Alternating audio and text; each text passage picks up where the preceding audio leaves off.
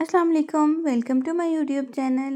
जुनैद दुर्रे नायाब का भरपूर साथ देता है और उसके घर जाकर भाई को भी शर्म दिलाता है और उसके भाई से कहता है कि मैं दुर्रे नायाब का देवर हूँ, मुझे आपसे ज़्यादा एहसास है। मुझे पता है दुर्रे नायाब भाभी बेकसूर हैं और आप कैसे भाई हैं जो उसका साथ देने की बजाय उसी के खिलाफ खड़े हो गए हैं।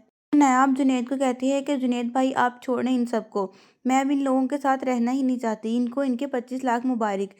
जब वो ये बात करती है तो उसका भाई और भाभी इतना हैरान हो जाते हैं कि इन 25 लाख के बारे में इसको कैसे पता चल गया।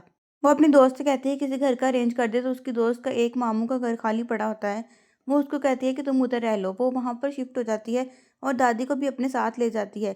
वो जॉब के लिए मारे मारे फिरती है, लेकिन एक्सपीरियंस ना होने की वजह से उसको कोई भी जॉब पर रखने को तैयार नहीं होता।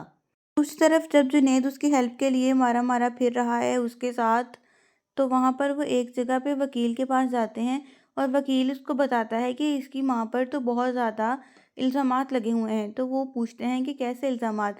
तो वो बताता है कि बदकारी के, झूठ के, धोखे के और इनको पागलपन के दौरे भी पड़ते हैं, जिस पे वो बहुत ज़्यादा परेशान हो जाते हैं। वो जुनैद अपनी भाभी को इतना परेशान देखकर उसको कहता है कि भाभी चले आएँ आप मेरे साथ, छोड़ें इन सबको। तो वो वहाँ पर बैठकर चाय पीते हैं, जहाँ पर ज़ावियार और तानिया जब वापस आ रहे होते हैं, तो ज़ावियार उनको देख लेता है और आग बगोला होता हुआ अपने घर जाता है और अपनी माँ को कहता है कि आप अपने बेटे के लिए फ़िक्रमंद हैं और वहाँ पर वो मेरी बीवी के साथ अय्याशियाँ करता फिर रहा है। मैं तो अब किसी सूरत भी दुर्रे ने आपको तलाक नहीं दूँगा। मैं इन दोनों का घर नहीं बसने दूंगा, इन लोगों ने मेरी जिंदगी खराब की।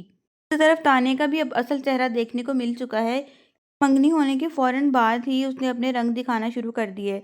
तो गजनफर साहब भी परेशान हैं और वो कहते हैं निगार बेगम को कि मैं तो तान्या को समझ ही नहीं पा रहा। मुझे लगता था कि वो मंगनी के बाद हैदर का बहुत ज़्यादा ख्याल रखेगी, उसको माँ की तरह प्यार करेगी, ट्रीट करेगी, लेकिन वो तो हैदर का ख्याल नहीं रखती और हैदर दिन ब दिन वीक होता जा रहा है।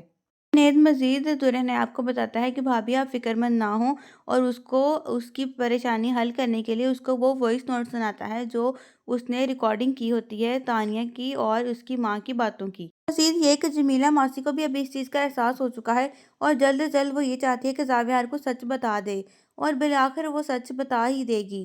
जावियार के घर वालों को तानिया की असल हकीकत का पता चलेगा तो वो उसको धक्के मार कर घर से निकाल देंगे। तानिया के पास शर्मिंदगी के अलावा कोई भी चारा नहीं बचेगा।